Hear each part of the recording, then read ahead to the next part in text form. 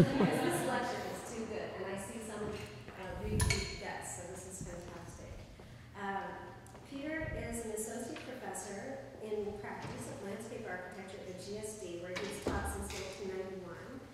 And Sean Burkholder, our recent hire in the Department of Architecture, is a former student of his, and we had a kind of gratuitous encounter today on site at the Sado City site, where Sean is creating a path system.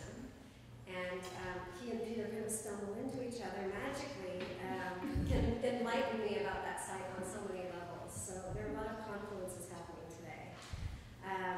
Peter received a BA in zoology from UC Berkeley, an MA in biology from the University of Oregon, and a PhD in plant ecology from Boston University. He teaches courses on urban ecology, the structure and function of soils, and sustainable woody plants for designed landscapes. And he's, in addition, I should say that he's teaching designers for how many years now? 22. 22 years. It's a remarkable thing to see, as I have witnessed and I've been able to sit in on his classes, the way that he can bring science to a design context with sensitivity and awareness to the issues that drive architects and landscape architects is a very unique gift that he has. And I know Sean can probably speak to that, and he's certainly an exemplar of the yield that brings to the field. So in addition to teaching at the GSD, Peter is a senior research scientist at the Arnold Arboretum of Harvard University, where he's worked since 1979. His research interests are wide-ranging and cover such topics as plant morphology, plant introduction from China, urban ecology, tree architecture, climate change, bonsai cultivation and design. I just love that we acquired that sort of incidentally. And the history and biology of ornamental woody plants, especially hemlocks, magnolias, and stewardias. He's also a specialist in the evolution, natural history, and cultivation of the ginkgo tree, which he's been studying since 1981. And he's the author of more than 100 scientific and popular articles about plants, and the winner of the Arthur Hoyt Scott Medal for 1999, presented by the Scott Arboretum of Swarthmore College in recognition of outstanding national contributions to the art and science, to the science and art of gardening, in that order.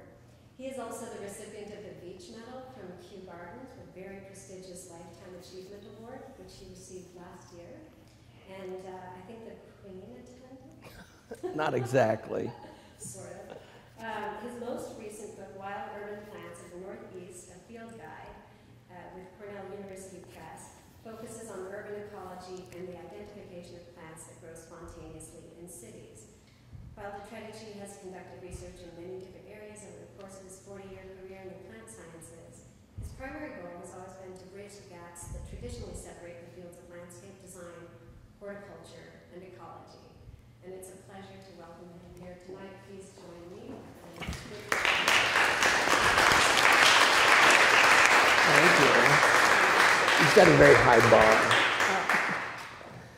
Well, thank you, Terry, for that introduction. You've set an impossibly high bar for me. And just to clarify, the Veitch Medal was awarded, it's actually the Royal Horticultural Society, and it's presented at the Chelsea Flower Show, which takes place every year. And it just so happens that the Queen was at the Chelsea Flower Show at the same time as I was. So I can't really claim that she was at the ceremony. But anyway, what I'm going to talk to you about tonight is a topic I call immigrant ecology. And this grows out of a lot of my work with plants and urban ecology. And I've done an awful lot of work on this whole issue of native species versus invasive species, and this whole debate that is very prominent in the world, certainly of conservation biology, and it's very problematic. I won't even actually, if somebody says we want you to talk about the natives versus invasives debate, I refuse to do that, because when you set up that dichotomy of natives versus invasives, it immediately sets a stage for good guys against the bad guys. And I think that that dichotomy that has been set up is really problematic in and of itself. And in an effort to sort of change the terms of the debate, I came up with this idea of we're going to talk about these non-native species from a different point of view. And that different point of view is, let's call them what they are. They're immigrant plants, all right? So I'm not even going to use this term invasive species. So that's a little bit different from what you might be used to. The other thing that's very important about understanding tonight is I'm going to be talking about urban ecology. And when I use that term urban ecology, what I'm talking about is the ecology of areas that have been dramatically impacted by human activities. And when you start talking about urban ecology, what that means is you have to incorporate human beings and all of their behaviors and actions into ecological theory. And traditional ecological theory usually excludes people. And so this, when you start talking about urban environments, your people are part of the ecology. And this issue is, how do you incorporate people into any discussion of the ecology is a very complex problem for many traditional ecologists, because ecologists are used to sort of going to the tops of mountains and studying ecology where there's a minimal amount of human impact. And many ecologists, sad to say, this was true 10 or 20 years ago, not so true today, but consider cities to be a problem and in some ways bad in comparison to nature where there aren't any people. And so this is a dichotomy that is really another dichotomy, that between nature and humans, that also gets in the way of actually looking clearly at what's happening in the world today. So my first slide is from the noted cartoonist R. Crumb. You read from top to bottom, from left to right. It's called A Brief History of America.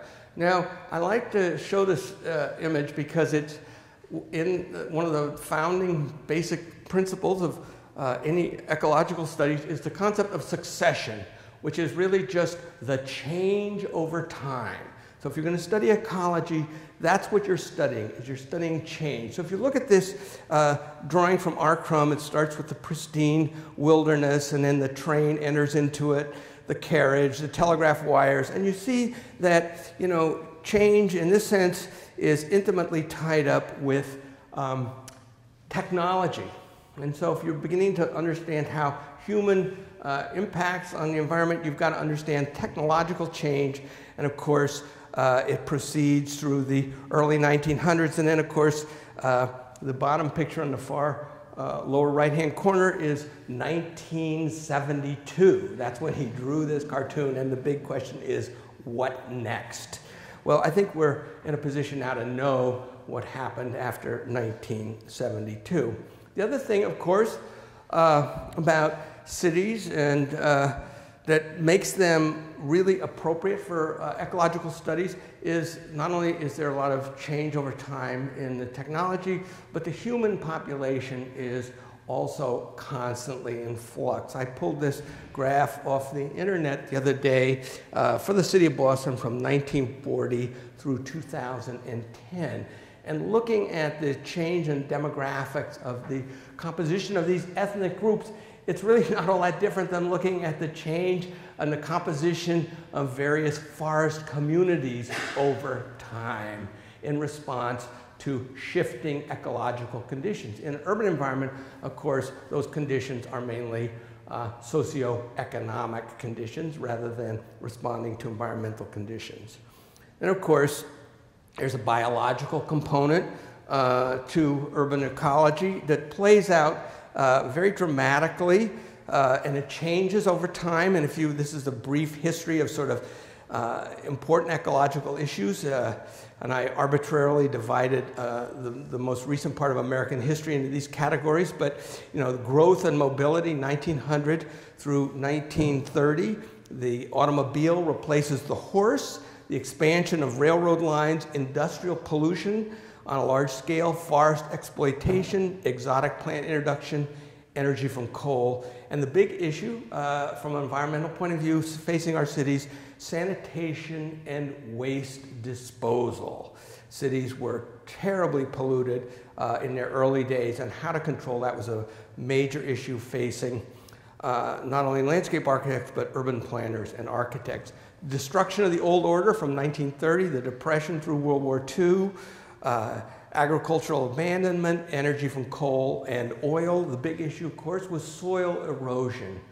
The Dust Bowl era was in full swing, and a tremendous amount of publicity about if we lose our topsoil, our civilization will collapse.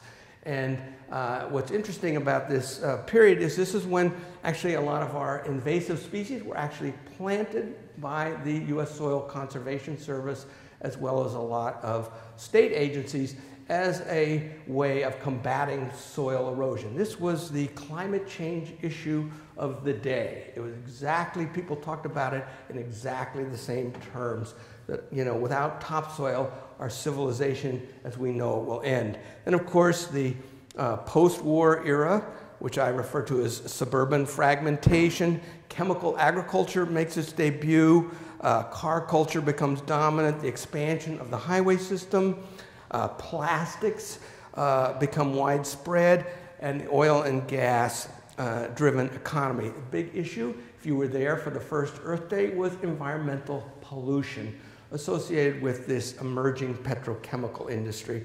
And then where we are today, the era of globalization, post-industrial economy, whatever that is, urban sprawl, energy consumption out of control. The big issue, of course, climate change and invasive species, which is just another name for the globalized environment. As Terry mentioned, I wrote a book published in 2010, Wild Urban Plants. It's a field guide, and you know this is what I'm going to be talking about tonight, is how this process of urban ecology looks from the point of the view of the plants. What are the plants, what are they telling us about these processes that are happening in our environment? And the key message here is that I cover 222 species in the book, and 33% of them are native to North America, 48% from Europe, Central Asia, 12% from East Asia, and 7% native to both Eurasia and North America. In other words, the vegetation that grows spontaneously in our cities, and by that I mean these are plants that nobody plants, that they grow by themselves, is cosmopolitan, and in many ways is a reflection of the socioeconomic reality of the cities themselves. It's no different than the human population. This idea that somehow or other, you know, cities should be very cosmopolitan, but our ecology should be native, is a kind of a crazy idea. And it's this, again, it's one of these dichotomies that we set up that if you really look at it closely, doesn't make a lot of sense. If you look at a map of the Northeast, this is the range map from my book. This is a map based on population, 500 people per square mile. You see that urbanization is not a small effect. In fact, it has a huge impact, and that a major portion of the land area of the Northeast is fully urbanized. So when we're talking about urban ecology, we're not just talking about sidewalk cracks and things like that. This is a typical city. This is not in the Northeast, of course. This is Los Angeles, and if you look closely, you might be able to see the Los Angeles River in that ditch on the right-hand side over there in the screen. And of course, you can talk about the vegetation of Los Angeles, what used to be there before Los Angeles became the megalopolis that it now is. But that's just like the idea that there's a native vegetation to Los Angeles as it exists today is an absurd notion. Nothing is native to this. All the native vegetation has been wiped out in order to build this city. So we have totally new conditions here. So this idea that somehow you can restore the ecology of Los Angeles, given what else has happened to that city, is, again, it's one of these ideas that is just, it's very romantic, but it has no basis in reality. The environment has been totally transformed. You know all about, you know, how cities are different from non-urban areas. This graph shows it very clearly. The temperature on the vertical axis in degrees centigrade. So 12 degrees centigrade is about 21 or 22 degrees Fahrenheit, and along the horizontal axis, the population of the city.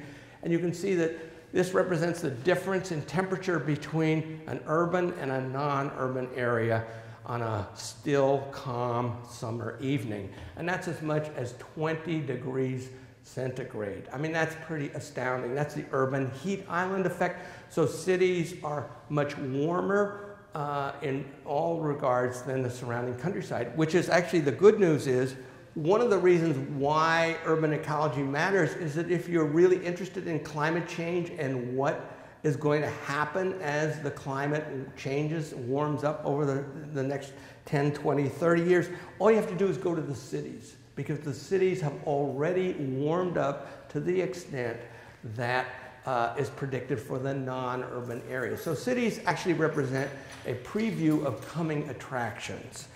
The other thing, of course, about cities, urbanized areas, is the amount of impervious surface. Now, I talked about, most people define urban areas by the extent of the human population, but this is, I apologize for this, but there's Boston with I-95, a ring around it, and this is a transect. 0 represents downtown Boston, 100 kilometers represents the town of Petersham. West of Boston, it's a straight shot out Route 2, 100 kilometers, and the horizontal axis represents a percent of impervious surface on random quadrats of a square kilometer taken along that transect. And you can see that as you start out in Boston at 0 and you reach 20 kilometers, that's where Route 95 is, all of the land inside that 95 belt has at least 25% or more impervious surface. Once you cross that belt, 95 belt, all of the land, with the exception of one city, Fitchburg, is below, in this case, 25%. So what's really interesting is you can now define from a botanical point of view or vegetation point of view that when you have land area that's over 25% impervious surface, that would be roads and buildings, you have effectively a urbanized condition. And that's what urbanization is from a plant's perspective. And if you were to map out the Northeast showing, you know, where you had 25% more, 25% or more impervious surface, that map I showed you originally of the Northeast would be at least 50% bigger than it currently is. So urbanization is a much bigger force than most people realize if you just look at it from the point of view of the human population. This, of course, I analogize urbanization to glaciation. You know, you bring in the heavy equipment, it wipes everything out, and what does it leave in its wake but compacted glacial till? It is really, and then vegetation has to come back from nothing. And really, I don't think it's just a nice analogy. I think it actually has some real validity to it. The other thing that is really important, this is the original topography of Boston superimposed on the current map. And you know what you see in light brown, that's the original topography. Everything else is fill. Okay, that's material brought in from the outside and dumped on the site. Okay, so you know, you're talking about native species now.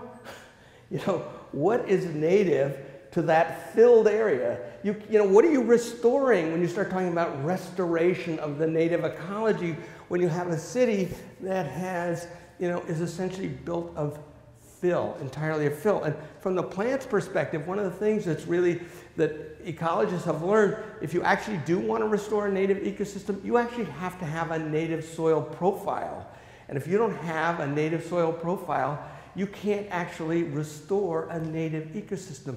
And these fill soils, as many of you know, if you're architects, you know, they're selected basically because they allow buildings to be stable. You know, you want to compact the hell out of them so the building doesn't move.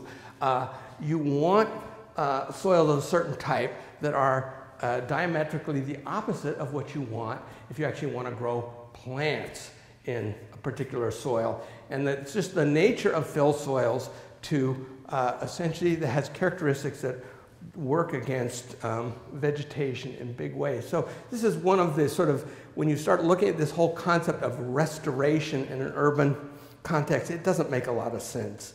The other thing, of course, soil is critically important when you're ever talking about plants. Soil and plant roots are so intimately connected. I tend to think about soil as being part of the plant, but acid precipitation, which has been sort of pushed to the sidelines by the worry about climate change, it still is actually very real. And one of the things, you burn these fossil fuels, in the exhaust there's a lot of nitrogen and sulfur in there that under the right conditions comes back down, mainly under the influence of rainfall, and the soil is enriched in both nitrogen and sulfur, and that tends to lower the soil pH. So in very subtle ways, the soils, not just in urban areas, but on a very large scale, are being acidified simultaneously as their nitrogen and sulfur content are slowly increasing. So there are these subtle changes that are happening that then the plants respond to. So when you start talking about invasive species taking over the planet, a lot of it is driven by basic changes in the soil chemistry that have occurred as a result of human activities. One of the counterintuitive things that happens, though, with acid precipitation is that when it interacts with any kind of masonry, it tends to dissolve that masonry, and calcium leaches out into the environment, and so you get these little pockets of high pHs. So acid rain will acidify certainly water bodies and forest soils, but in an urban context, acid precipitation tends to actually create high pH environments by virtue of the fact that, did I just lose my sound here or something? Or is that still, oh no, it's still working. By virtue of the fact that it's dissolving masonry. Road salt would be another example of, a subtle soil change that has a profound effect on vegetation. Nobody, in the wintertime wants to compromise public safety for the sake of a few plants, but few people realize that when you put road salt down, it increases soil compaction, it decreases water availability, that's called osmotic drought. It interferes with cation exchange, that means it makes it harder for plants to absorb nutrients, and it elevates soil pH. Okay, so sodium, as in sodium chloride, and calcium are closely related. So in the same way that limestone elevates a pH, so doesn't road salt. And what's really interesting is a lot of the plants that are common in the urban areas, like this mugwort, which is the dominant plant we saw today over in Silo City, comes from areas in Europe with high pH soil. It's a calciphile. It's a plant that loves calcium.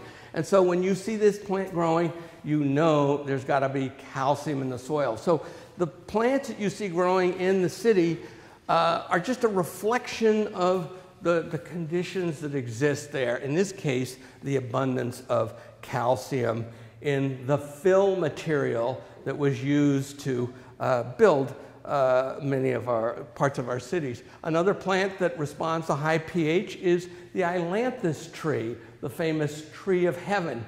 It's just become a dominant species along all of our interstate freeways, partly because it's a root-suckering species and it spreads like crazy, but also because it's highly salt tolerant and likes soils with a high pH.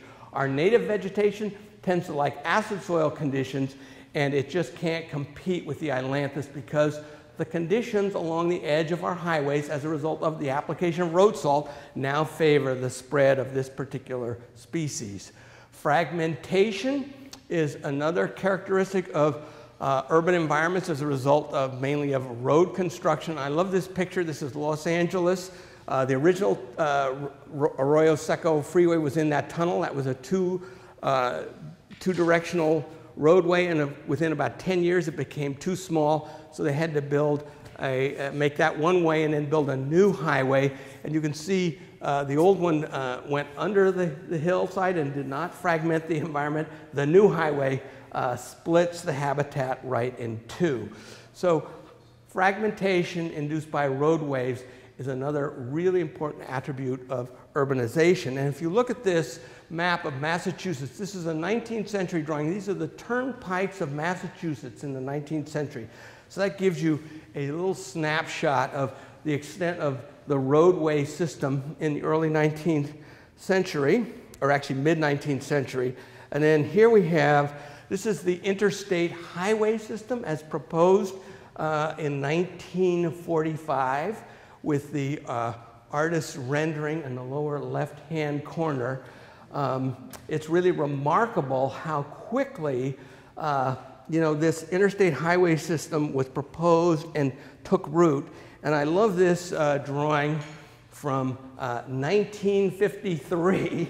I don't know how many of you are Donald Duck comic book fans, but nevertheless, it just shows you this image, how quickly this idea of this superhighway became part of the American consciousness. It did not take very long. When you consider that the interstate highway system was first proposed in 1945, 8 years later, this is the way people are viewing the highways. And this is another way of saying the same thing. This is a map of land development in Massachusetts from 1951 through 99. And you can see that suburban sprawl in all of its splendor is a major producer of habitat fragmentation and disturbed edges. So whenever you fragment the landscape, you create an edge, and wherever you have an edge, you have disturbance, and wherever you have a disturbance, you have species that are adapted to disturbance. And disturbed roadway edges are the only thing that correlate in almost every study that's been done with the distribution of invasive species. And that's why as you drive around the landscape, all you see is invasive species everywhere. It's because all of our roadside edges are dominated by these disturbance-adapted species. So fragmentation, soil pollution, climate change, globalization, they all work together to sort of create a new kind of habitat that, to which these plants known as invasive species are the best adapted. The other thing, of course, is that many of our cities, particularly our older cities, were built along riverways for transportation purposes. And the thing about rivers is their water level is constantly changing in response to precipitation levels. And as a result, sometimes they're flood stage and sometimes they're way below flood stage. And the plants that grow along rivers tend to have to be well adapted. They have to be able to survive under flooded conditions as well as under drought conditions. And this, of course, means they have to be disturbance adapted because riverways are naturally disturbed sites. And so most of our riverways, particularly here in the Northwest, are totally dominated by spontaneous vegetation, some native, some non-native, because of the nature of disturbance associated with rivers. And of course, our transportation corridors, railroads and tracks, which many ecologists tend to think of as barriers to the movement of species, and you have to build tunnels underneath them or bridges over them. But the fact of the matter is that these corridors, particularly our rail corridors, are actually allow movement of species into and out of the cities.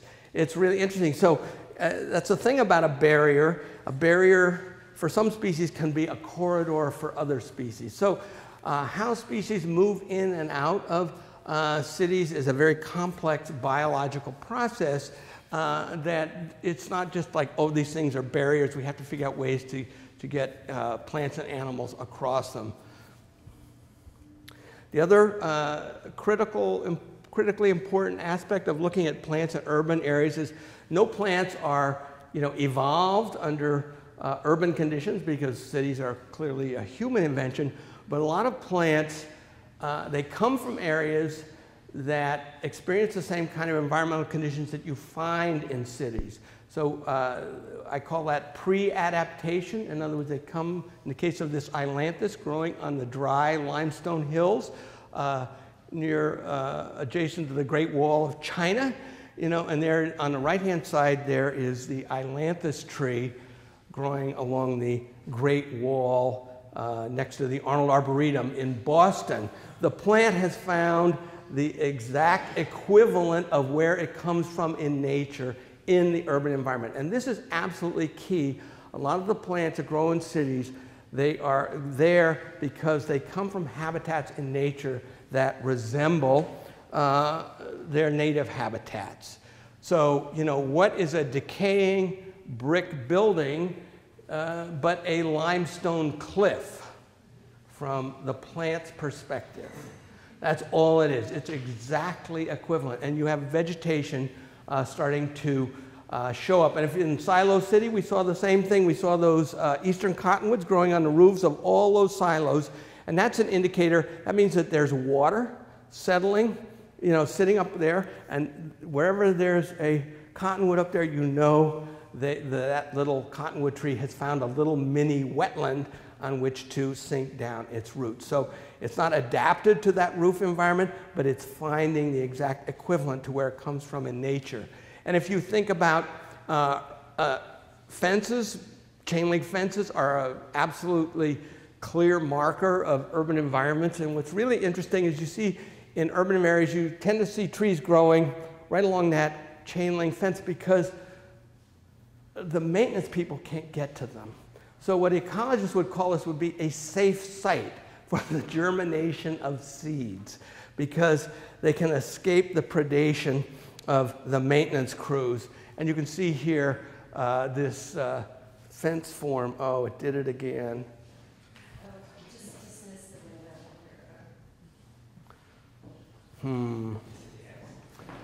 I should connect, but I'm not going to. So you can see that that picture there, that's an American elm, and the maintenance people have worked, oh, there we go, thank you. I think this time we should be able to go all the way. The maintenance people have tried their darndest to actually eliminate this plant, but they can't do it because the plant is so intimately enmeshed with that chain link fence. So, you know, chain link fences, you know, from a vegetation point of view, I like to say, if you actually wanted to do something for plants, you said, I really feel sorry for these plants, I want to help them as much as I can. The answer is just put chain link fences up. That's what plants really like.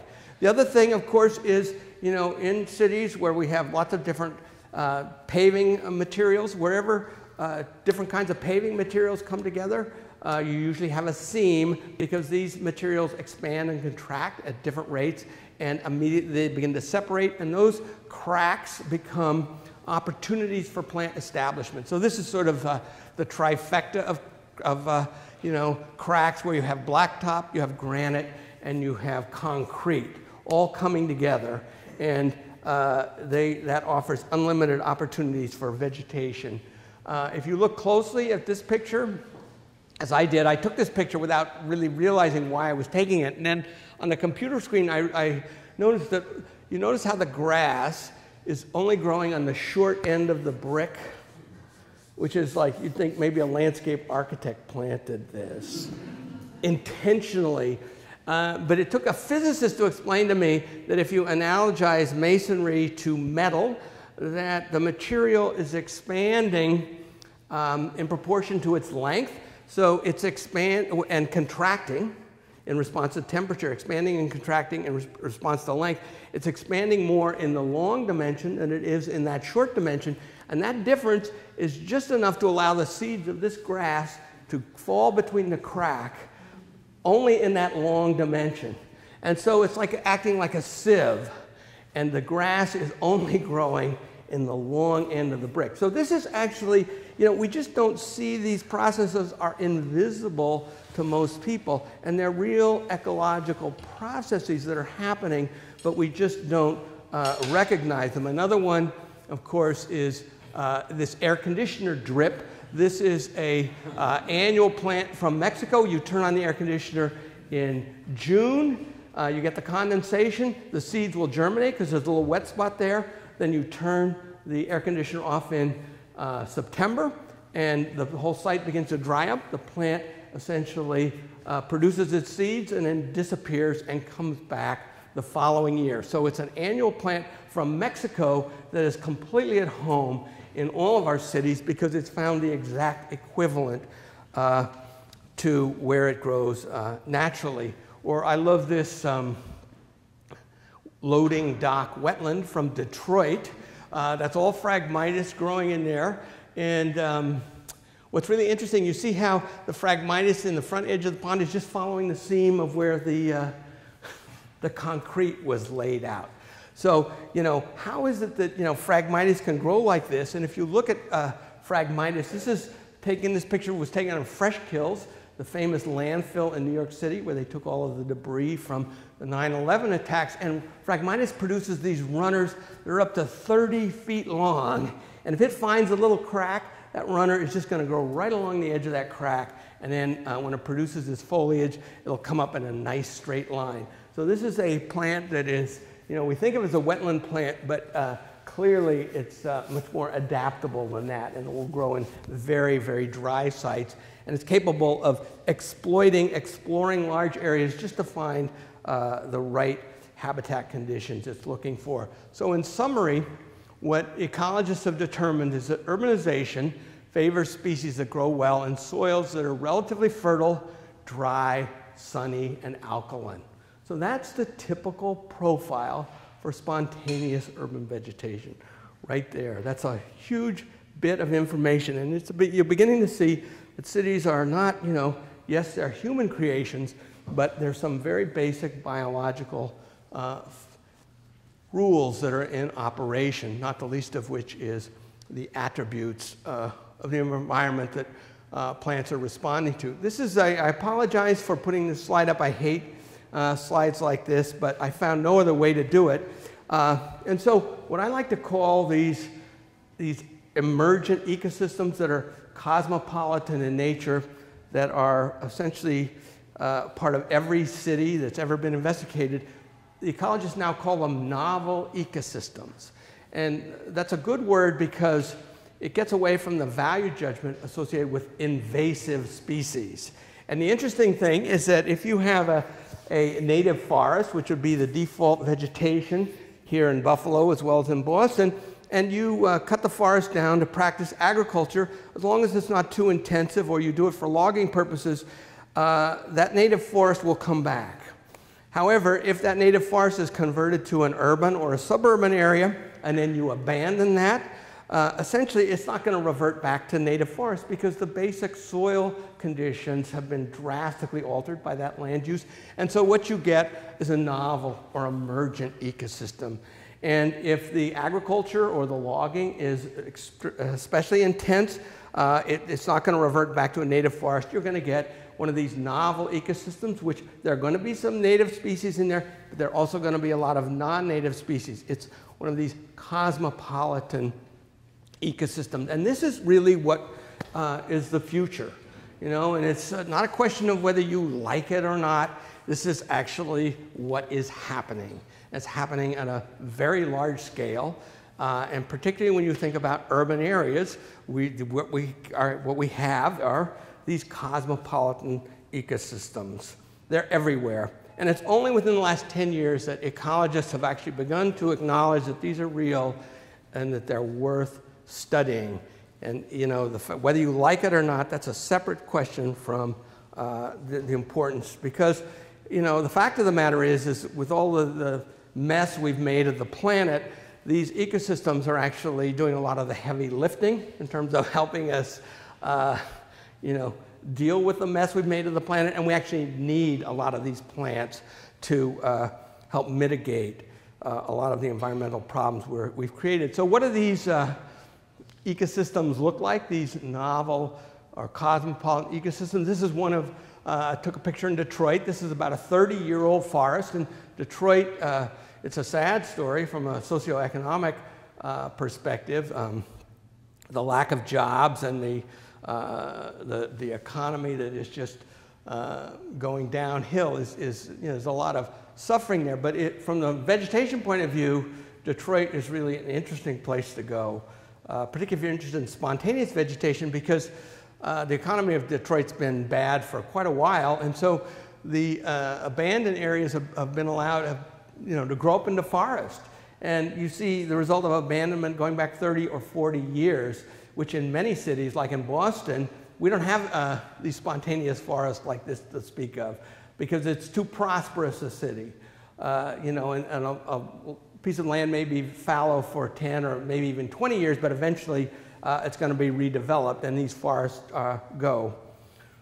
The other thing, of course, is, what are some of the components of these cosmopolitan ecosystems? So not the least of which would be the Norway maple. This was planted in response to Dutch elm disease, which wiped out all the American elms, and people liked the Norway maple because it's very salt tolerant and it didn't lift the sidewalks nearly as badly as the American elm did. But of course, what the horticulturists failed to realize is that the Norway maple was so well adapted to urban conditions that it actually spread into the surrounding natural woodland areas, such that in the state of Massachusetts now, the phrase is possession with intent to distribute Norway maple is a more serious crime than the possession of cannabis. Another plant, and this is the road to hell, is paved with good intentions. The Bradford Callery pear. We got to plant something other than the Norway maple. And in the 1950s, this was the perfect tree. Predictable, beautiful, tough as nails.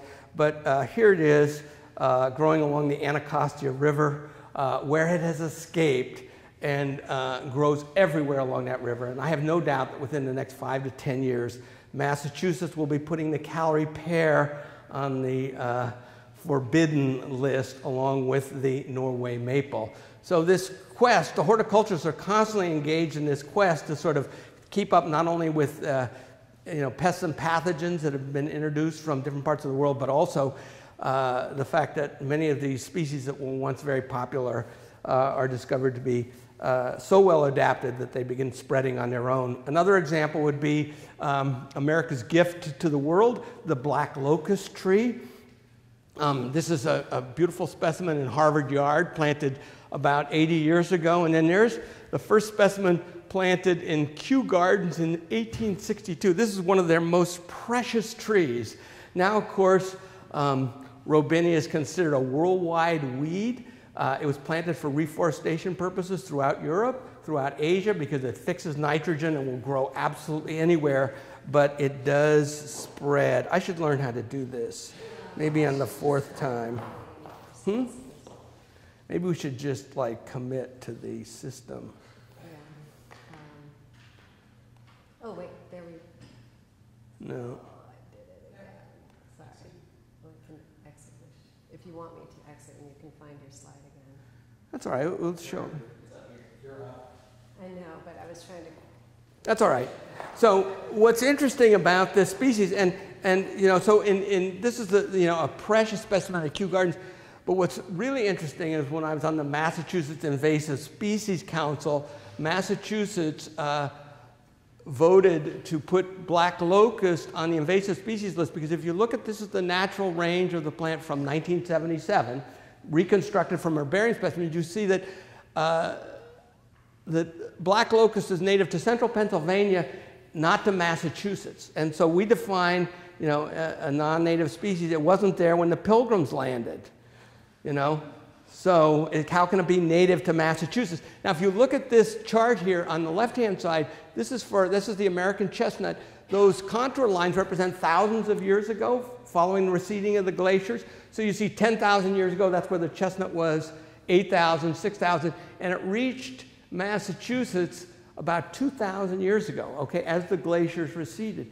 So the chestnut sprang back and reached Massachusetts 2,000 years ago. You look at it's exactly the same distribution for black locust. Black locust was on its way to Massachusetts. It just didn't make it there before the Pilgrims landed. So this whole thing about, is it native to Massachusetts or is it not, as a criteria on which you should be determining, these arcane biological difference. It's crazy. This is the actual real range distribution of Robinia. Okay, you go on the internet and say, where's Robinia grow? This is where it grows. Everywhere. It was planted by people because it's a very useful tree, because it's for soil, it improves soil because it fixes nitrogen, but also its wood is extremely rot resistant. Put it at fence posts in the ground, they don't rot. All the mining timbers throughout Appalachia were made from black locust. And now, if you want to build a playground and you don't want to use pressure-treated lumber, you use black locust. That's the organic pressure-treated alternative. So that's why people planted it. And, this whole idea, well, it wasn't here when the Pilgrims landed. It's a crazy idea that has nothing to do with where we are in the world today and what's happening to the world. So just to, I could belabor this point forever, but I'm not going to. Those are some trees and shrubs that are part of this sort of emergent flora. Some of you are pretty familiar with buckthorn, and it's everywhere in this area as well as in the Midwest. And you can always recognize buckthorn because it holds its leaves until Thanksgiving. And of course, that's a full month longer growing season than all the native species that lose their foliage in October. And it also leaves out earlier in the spring. So it has as much as 6 to 8 weeks longer growing season than a lot of the native species that it competes with. That's a huge competitive advantage. Japanese barberry, essentially wherever you see an area where there's a lot of Japanese barberry, that means that it's land that used to be pasture because horses and cattle don't eat Japanese barberry, and that becomes established in the understory. And then the forest grows up following agricultural abandonment. And of course, we don't realize that in 1895, they were selling Japanese barberry $25 for 100 seedlings, all right? So, we were just giving this plant away. So, it's not that this plant just was spread on its own. People actually planted it. Another plant that has exploded in people's consciousness is garlic mustard in the understory. Is that a problem here around Buffalo? It's everywhere. And this has only happened really since about 1980. And even though this plant had been brought here well over 100 years ago, because it's green early in the spring, it was a food plant actually, it only became a problem about 30 years ago. And the question is, why after 100 years would suddenly this plant take off? And the answer is, this is in the mustard family, and it doesn't have any fungal associates in its root system. It needs a higher level of nitrogen in order to survive in woodland situations. And it's only with the slowly increasing level of nitrogen in our soil from acid precipitation that the plant now has enough nitrogen available to allow it to begin spreading in our native woodlands. This is Japanese stilt grass, which is, if you go into the mid-Atlantic region, this has taken over the understory in Pennsylvania. So this is something introduced through horticulture inadvertently. Nobody intended to plant it, but it has taken over. Vines are, another component of these emergent ecosystems. And, you may think after hearing me talk that, I love all plants, and I think all plants are fine. The fact of the matter is that some plants have no redeeming social value. And this plant would definitely be, because vines make their living by tearing down trees. They don't invest anything in making a trunk of their own. They parasitize the forms of other plants. So if you want trees, you really can't have vines. The two are sort of incompatible. And so, this is a real problem in the forest because it really will destroy the forest structure. And they get established on the edges and then move into the forest, and sort of over time will knock the whole forest down if left unchecked. So, it's not like, oh, whatever happens, happens. I do think that we do have to make some choices, and we do have to make some decisions about how to manage this vegetation. But to sort of summarize the basic dynamics of these emergent ecosystems, and this is key, the interacting forces of urbanization, climate change, and globalization are chronic stress factors that destabilize native ecosystems and favor the spread of opportunistic species. In other words, they're not going away. This is not a hurricane that comes in and knocks the plants down and then the forest comes back. These are chronic, long-term stressors. Water, air, and ground pollution impact soil chemistry, which impacts microbial activity, which impacts nutrient cycling, which impacts vegetation patterns. Habitat fragmentation creates sunny edges, which are dominated by fast-growing disturbance-adapted species. So those are, these are just some of the factors that are driving, what we see around us. And the plants are really symptomatic of environmental degradation, and they're not the cause of it. It's not a lot of bad plants out there that are, trying to destroy the planet. They're just simply reflecting the ecological conditions that we've created. Now, because this is a talk about urban ecology, I would be very remiss if I didn't talk about sort of the cultural significance of the spontaneous vegetation that's all around us, because many of these plants were brought here for very specific purposes, and there's a short list of some of those purposes.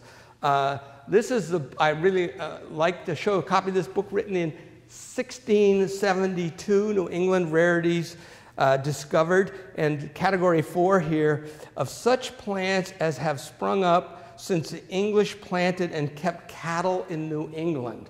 1672. So a lot of our most common weedy plants, things like dandelion and knotweed and chickweed and sow thistle and groundsel, they've been here for 300 years, okay? 300 plus years. So the question I have is, how long does a plant have to be here before we consider it a native plant, okay? Or are these plants just doomed? They're going to be invasive forever and ever because they weren't here when the Pilgrims landed. What are some of these plants? Purslane, you may recognize this. Nobody knows where this plant came from, probably India, but every archaeological site involving sort of modern human beings, they find the seeds of this plant among the artifacts and the archaeological dig, because this plant is very rich in, what are the things that are in salmon, the bait, not the amino acids, no, what is it? Omega-3 oils. The plant has more of that than virtually any other plant. And so this has a very high nutritional value. And of course, if you go to the fancy seed catalogs, you can now find horticultural varieties of purslane. And you go to a high-end fancy restaurants, you can now buy purslane, find it in the salads and things like that. Or the common mulberry, it planted extensively in the 1920s when the United States was trying to develop a silk industry to compete with the Chinese. That did not work out so well. The mulberry trees that we have are left over from this era when we thought we could compete with the Chinese. So it's a legacy of a whole nother era. And the same is true, Queen Anne's lace that is everywhere in the landscape. It's very beautiful and mixed with chicory. We've forgotten that, according to the ancient Greeks, and they were right about this, that this plant was a very important medicinal plant for its birth control purposes. And all of the editions of Dioscorides Herbal that were hand copied and illuminated mention that fact. And then as soon as the printing press was developed, invented, and they started mass producing copies of the herbal, they took out, an organization that shall remain nameless, took out all references to the birth control properties of this plant. And what's really interesting is that research scientists in the 1970s, in interviewing women in poor areas of Appalachia, when asked about this plant, they all responded that this was good for birth control. And the question is, how did you know that? The answer is, well, my mother told me. And this is information that was passed orally through midwifery channels. But we can look at this plant and we have no idea of what this plant represents and how intimate a part it is of our human cultural endowment. It's really, these are plants that have been with us for a very, very long time. A tree grows in Brooklyn. That's a famous book about the ailanthus tree, which is, I was going to read this quote. It's kind of fabulous. There's a tree that grows in Brooklyn. Some people call it the tree of heaven. No matter where its seed falls, it makes a tree which struggles to reach the sky. It grows in boarded up lots and out of neglected rubbish heaps. It grows up out of cellar gratings. It is the only tree that grows out of cement. It grows lushly, survives without sun, water, and seemingly without earth. It should be considered beautiful, except that there are too many of it. So this is really, this whole issue of immigration and, vegetation. This is where they sort of come together very nicely. All of the grasses that we see growing in cities, these are artifacts left over from the era of the horse and buggy. And of course, we fail to realize that, most people don't remember that, in the late 1800s, all of the heavy lifting done in urban areas were done by horses, and those horses had to be fed something, and they were fed hay. I love this. This is Central Park. Can you imagine producing hay to feed the Parks Department horses using the grasses from Central Park? And of course, for those urban planners in the audience, it was the very first urban planning conference ever held in North America. The big crisis was horse manure. And the only city for which this prediction has come true is our nation's capital. Japanese knotweed, another plant that everybody hates. And everybody, it's been banned in Europe and so on and so forth. And of course, this was a plant that the great William Robinson advocated planting, and Olmsted was a big fan of this. He planted it in many of his landscapes. But of course, it's a disturbance-adapted species. Here, this is along the White River in Vermont. I took this picture about 10 years ago, and this is the same exact spot. I took this picture. This was taken last year. Hurricane Irene, 3 years ago, wiped out much of the White River Valley. All the native vegetation got washed away. The Japanese knotweed has a very deep root system. It managed to survive, and now both banks of the White River Junction are just covered with this Japanese knotweed. So it's a very aggressive plant, and people justifiably are not happy with it. But I don't know how many of you take the pill known as resveratrol. If you drink enough red wine, you will live forever. That's because of the resveratrol. It's been a little bit discredited, but you can buy the pill in the health food store. And you think, do they take this really great French red wine and boil it down? The answer is no. They actually cultivate. You can see Japanese knotweed is the source of resveratrol, and Japanese knotweed produces more resveratrol than any plant that's ever been discovered. And it's cultivated on a wide scale in Asia for the health food market. Or the kudzu, the vine that ate the South, it's everywhere if you drive through Georgia and South Carolina. But what we've forgotten is that the federal government subsidized the planting of 13 million plants of kudzu during the Depression and the years following the Depression. 10 cents a plant, mainly on railroad rights of way. Now, if you can't become invasive after 13 million of you have been planted, then something is wrong. But the real message here is that this is not a biological issue. This is as much a sociological issue. You can't just say, oh, kudzu is a terrible plant. No, there's actually a policy that created the kudzu situation.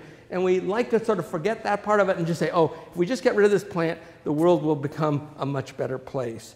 The last part of my talk is really, if you've come with me this far, the environmental functions of spontaneous vegetation. Not only do I say these plants are not so bad, but I think that a lot of them in the context of climate change and urbanization are actually positive. And this is a list of impacts on a positive nature that many of these plants have, particularly in degraded ecosystems.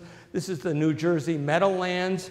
The Phragmites common reed dominates. This is right opposite Manhattan on the New Jersey side. And, once upon a time, it was all cattails. And I like to say if you actually wanted to restore the native ecosystem, bring the cattails back, it's a pretty simple process. You just have to remove the New Jersey Turnpike and then restore the tidal flow, and you will get that native ecosystem back. But in the meantime, this plant is absorbing tremendous amounts of nitrogen and phosphorus that is leaking into this area from the over 500 landfills that are in that meadowlands area. So we're getting actual real ecological services out of this plant that are nothing to be sneezed at. All trees create shade, lower temperatures, and make cities more livable. On the banks of rivers, they tend to prevent erosion and stabilize those banks. And in a more sort of on a broader scale, that's the southern tip of Manhattan. This is Jersey City. This is now known as Liberty State Park, but once upon a time it was a railway terminus for all the workers from New Jersey coming into Manhattan. They'd get off the trains there and take the ferry to lower Manhattan. These were closed in the 1960s and 70s. The outer rim of this area became a regular landscape park, but the inner part of this core area is still fenced off. It's highly polluted, but if you can manage to get in there, you'll see there's actually an amazing forest of birch there. And this vegetation is actually, it's not cleaning up the site because a lot of the contaminants are heavy metals, and you can't ever really get rid of heavy metals because they're elements, but they're binding them up with organic matter and they're detoxifying it. So they're not cleaning it up to EPA standards, but they're essentially taking a lot of these heavy metals out of the food chain and making the site less toxic. So that is a real ecological value that even under highly polluted conditions we're getting from this spontaneous vegetation. And just to finish up in terms of sort of the aesthetic uses of this, because let's face it, a lot of these plants are pretty ugly, and a lot of these abandoned sites are not the most attractive thing, but the Germans have done a lot of work and are essentially the world leaders in converting a lot of these spontaneous areas, particularly those areas that were abandoned following the building of the Berlin Wall. Railroad lines that went nowhere were left to grow up in vegetation, and they've converted a lot of these areas into beautiful, what they call nature parks. And there's one area, Duisburg Nord, designed by Peter Lotz, where this is a group of 33 towns in this one section of West Germany, where the coal industry and steel industries were located, kind of the Pittsburgh of Germany. And they've converted the entire area into sort of a large-scale nature park, 500 miles of bike trails, and the vegetation is all spontaneous vegetation that colonized the area following the abandonment of the industry. And of course, you have the same opportunity right here in Buffalo, in Silo City. So it's very exciting to be working with Terry and Sean on this. And my last slide, of course, my take-home message. So with that, I'd like to thank you for your attention. And I don't know if we have any time for questions or anything like that before that computer goes on the blink again. Well, thank you very much.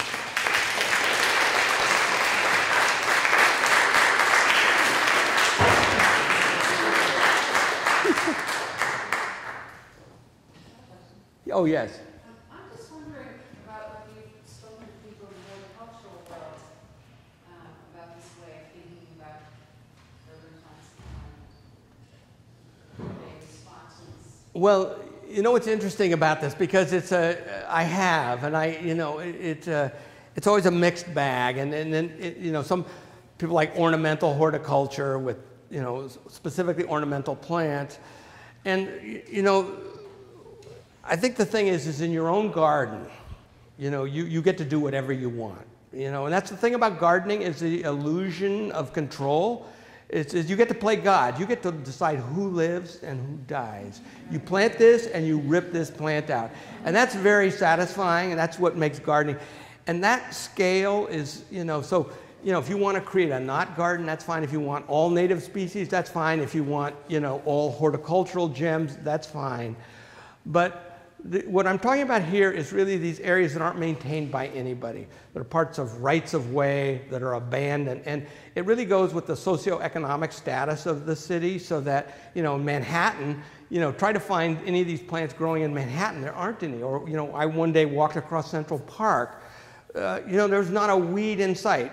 You know, I like to say that, you know, it's all mulched with, you take dollar bills and you run it through the chipper and you just spread it all over the landscape, and, you know, you can keep the weeds down. But you go to Brooklyn, you go to Queens, you're going to find a lot of this spontaneous vegetation. So it's really associated with socioeconomic factors. And the shrinking cities, you know, in the Rust Belt part of the United States, what's happened is the land has lost its value. And so they're not going to make it into parks. They don't have money for that. They're not going to turn it into urban farms because a lot of the land is highly contaminated. So you've got this spontaneous vegetation.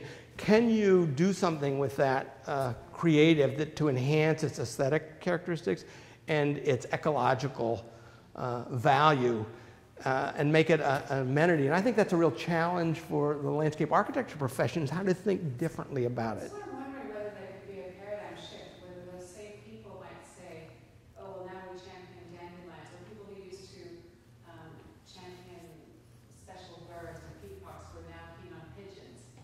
You know, that can there be an awakening? Absolutely. What would you say to that, Sean?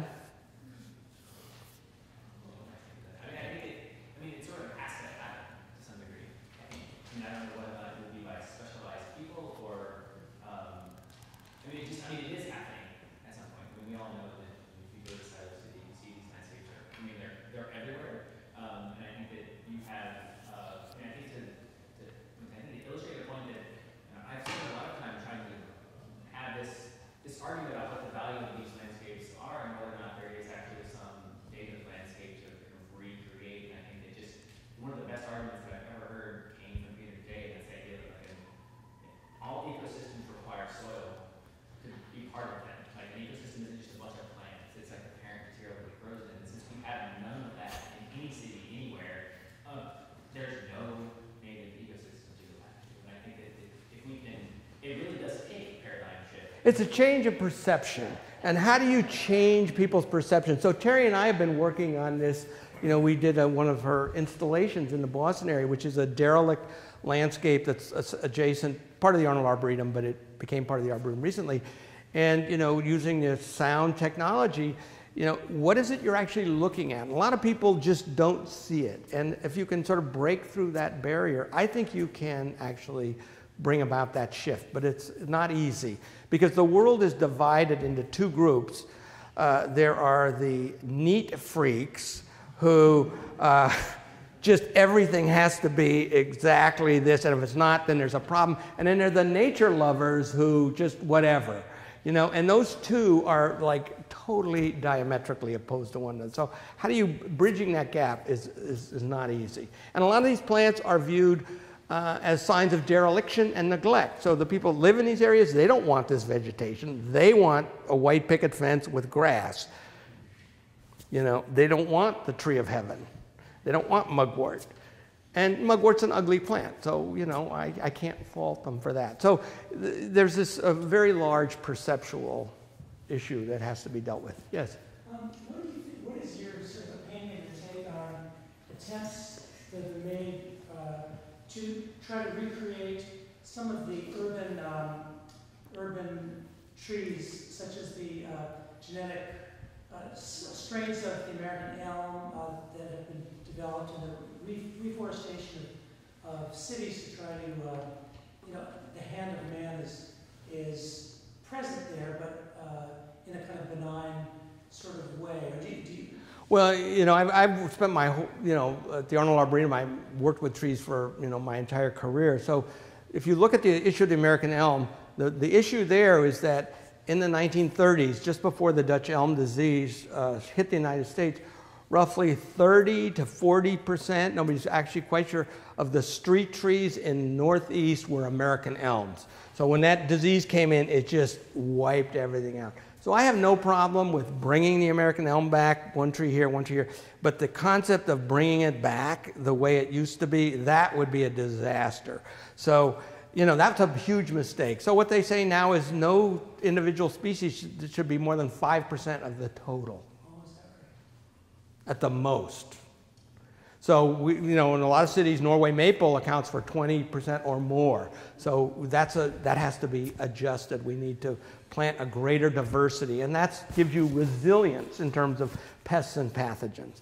And a lot of the new cultivars of the American elm that are resistant to Dutch elm disease are not resistant to all these other diseases that elms get. So, you know, the American chestnut, you know, if it's a romantic ideal, you know, it's not, we're never going to bring the American chestnut back as a forest tree. You can plant one in your yard, and if you take care of it, you might be able to grow it. But as a forest tree, it's gone. Time marches on. You know, the world is a very different place, and you can't go back, is my basic philosophy. You can only go forward. So that's, you know, restoration, you know, I like to say that, you know, the economy that we human beings created and we run, supposedly, nobody talks about going back to the economy of the 17th, 18th century. But the ecology is much more complicated, and we don't think anything about proposing to go back to the ecology of the 18th century. There's no way. The world is completely changed. I guess what I'm asking is it's kind of a question of the extent to which we as humans, or as if we're urban planners or whatever we are, the extent to which we should be involved ourselves and guiding what nature is doing, and the extent to which we should be hands-off. You know, my son's a tree planter, and they go into different areas. They're planting trees in old mines and stuff. And I'm always intrigued, and I used to plant trees when I was young too. And I'm always intrigued by, you know, what are they going to do now? What are they going to plant? Are they going to plant poplars or black locust? Yeah, because to a certain extent, since we are part of the ecology, absolutely, I'm always there's a responsibility on us. So what should we do? Should we let nature take over, or should we be? No, I think that this vegetation, this spontaneous vegetation, should be managed. I think we need to do that. It's not just say whatever happens. That's not what I'm saying. I'm saying we need to take an active role in it, but the management goal should not be restoration to some past ecosystem. What works? What's the best adapted? What's going to give us the most bang for our buck from an aesthetic and an ecological point of view? Was it here when Columbus landed? That's a question that I put way down at the bottom of the list, you know, from my perspective. Now, a lot of conservationists would disagree violently with me. They'll say that, you know, native species provide, you know, habitat and food for native plants, provide food and habitat for native species, which is absolutely true. But the fact of the matter is, in urban areas where there is no native ecosystem left, you know, I don't think it makes a big difference whether, you know, you're planting something that used to be here, was native or not. I think you're looking for lowering temperatures. I think you're looking for ecological functionality as much as wildlife benefit. And the fact of the matter is, a lot of wildlife, they're not specialists, they're actually generalists, and they will go to a plant that's closely related to a native species, even though it may not be a native species. So I think you can actually accomplish both things. So I'm all in favor of planting trees. I wonder what your opinion is in terms of political correctness.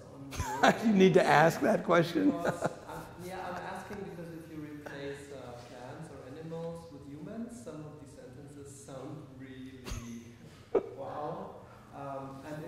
Well, that's what allows me to. I'm from Germany, and I think there's already a process starting. The word for weed is Unkraut, which means bad plant. Bad plant. And you're not supposed to say that anymore. You should rather say Beikraut. That means a long plant. A what? A long plant. A long plant? That's with the others. A companion plant. Yes. Okay. Now well, what's really interesting is that, you know, in Spanish they call weeds mala hierba, and there actually is no weed, the term for weed in Latin, okay? There is no Latin word for weed. A weed is not a biological characteristic, It's a value judgment. It's a plant you don't want that is competing with some other plant. That's really all it is. It has no biological meaning whatsoever. So, that isn't to say that certain plants aren't weedy, which is the tendency to grow in disturbed areas and to proliferate abundantly from seed. So that's a biological trait. And some plants are very aggressive, which means they spread very aggressively. But, as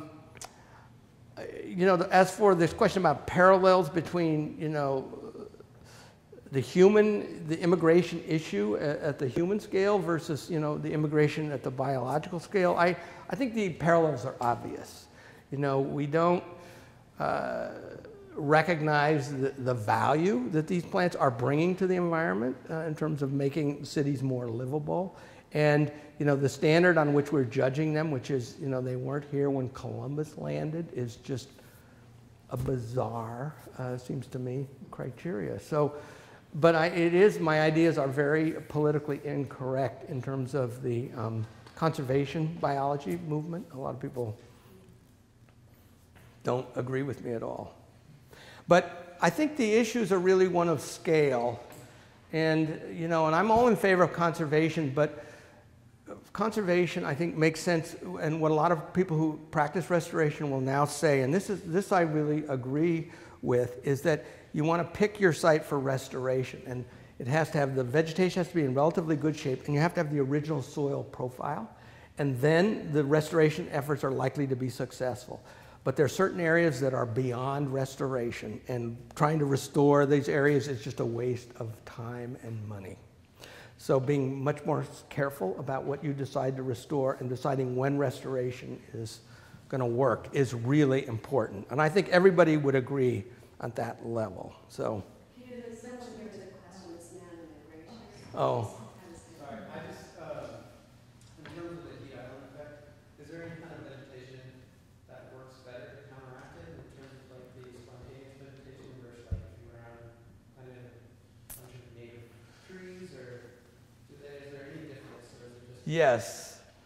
But it's not just the heat island effect. There are certain trees that leaf out late in the season, and if you train your eyes, some leaf out very early, some leaf out late. Some plants like, they like cool nights and warm days for growth. Some plants like warm nights and warm days to grow. So those plants that like warm nights and warm days, they really like growing in the inner city. So Ailanthus is one of those trees. Mimosa, a lot of legumes are in that category. So a lot of trees that essentially have originated in the tropics and essentially through evolutionary purposes migrated to the north, but they're really of tropical plant families. They tend to like warm nighttime temperatures, and they do better in the cities than they do outside the cities. And they found that in Germany a lot, that certain trees, you find them in the cities and you go out in the countryside, and as you get further from the center of the city, their density decreases because it's not as warm at night. So that's the answer. Does that actually help counteract the effect of the heat island? Well, anything that creates shade. So all trees, it doesn't matter where they originate, anything that creates shade is going to minimize that heat island, the buildup of heat. You mentioned it being a strategy for Rust Belt cities or shrinking cities, and I'm wondering, are there any good models or examples of cities who are embracing this idea, or instead of opposing it? Well, they're beginning to. Like Detroit, if you have, they don't have any resources to do much. In Detroit, there's a lot of talk about urban agriculture and stuff, which is great, but there's a lot more land available. And so Cleveland is another city that's issues like this. And so the alternative strategy based on landscape architects that I've interacted with is using it for drainage purposes and water management. So a lot of this land can actually serve very important functions in sort of redraining the city. And if you do it in such a way as to give it a little more aesthetic value, you can get a lot of ecological functionality. So you can solve some of these stormwater problems using this land. So that's an example of one. I think that, Detroit doesn't have the resources to do that, but Cleveland, I think, is actually beginning to actually develop a plan that could be implemented in this area. But I'm not sure, of any other. And in Europe, they're quite a bit ahead of us in this regard, so there may be examples there. I would say Asia or China to an extent. Oh, China's a mess. China's growing so fast, it's hard to control anything. Well, do you have any time?